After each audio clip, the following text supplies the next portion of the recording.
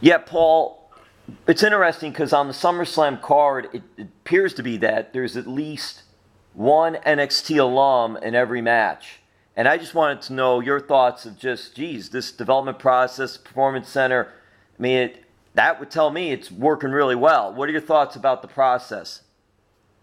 Yeah, I mean, look, I think when you look at 80% of the main roster right now coming out of that process and that system, and in some ways you can look at it, and I hear people go, oh, well, they take guys from the Indies or whatever, and guys that have more experience, and yeah, we still have to cultivate that and do all the things and teach them how to do television, but we have also created the Braun Strowmans and the Baron Corbins and the people that came from nothing, that had no experience, the Alexa Blisses and people like that, Nia Jax, all of them, even Charlotte at some point, like that's just stuff that came in with zero, and the potential and the ability and hopefully the talent, and we were able to cultivate into something more. I'm really proud of that. Like I can look at it and say like that it did what it was supposed to do, and I'm glad that it did, because if it didn't and you took that number away, even if you took it away in a small percentage, it really affects the product. And the fact that you can split the rosters, still have a fairly strong number of talent on all brands, including NXT, have stuff sitting, waiting in the UK. Like there's just a lot of talent and a lot of reasons why the Performance Center and the system is working.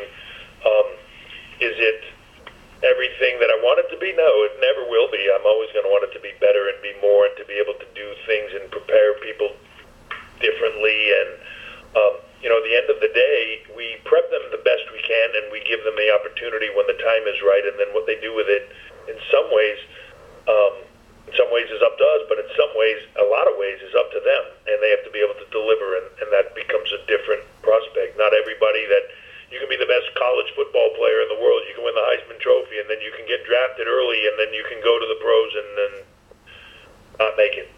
Why?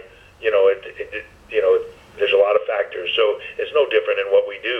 You try to make everybody and give them the opportunity to be the absolute best that they can be, give them the tools in which to succeed, and then you got to set them free and let them go do what they do in a bigger way.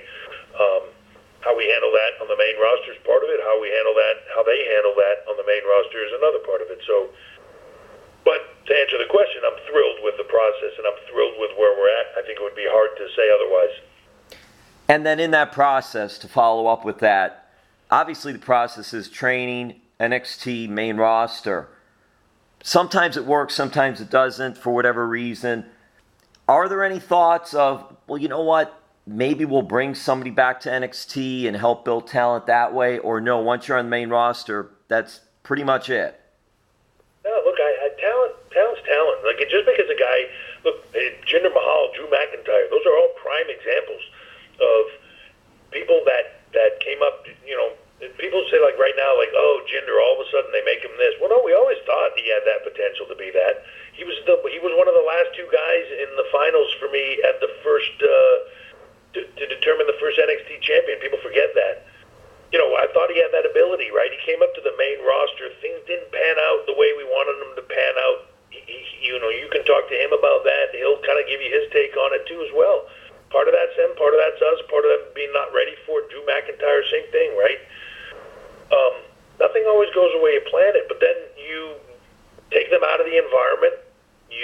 When those guys both left, I said, look, go figure some things out, take your time, mature, be ready for the opportunity, because when it comes back, you want to be able to kill it, and they both have. And I think that's great. Sometimes they just got to leave and go other places and realize the message that they're hearing was right, or whatever. You got to rebuild. And to me, if that's an opportunity now, as this system evolves, of taking somebody that's either not panned out on the main roster or has panned out even on the main roster, but has been there for a long period of time, and you say, look, you've done everything you can kind of for now, and we're going to take you off, rather than being here is like, okay, we're gonna bring you over to the UK for a little while, or we're gonna bring you down to NXT and do a little run there, freshen you up a little bit, bring you back. And I think those opportunities are there in some way for everybody on the roster to be able to move around and be able to do the things that are meaningful, whether main roster, whether NXT, whether localized someplace else where they can go, teach other people, learn themselves, and sometimes taking a step back out of it makes you realize things that you had forgotten, or that you go like, I don't do that anymore at all.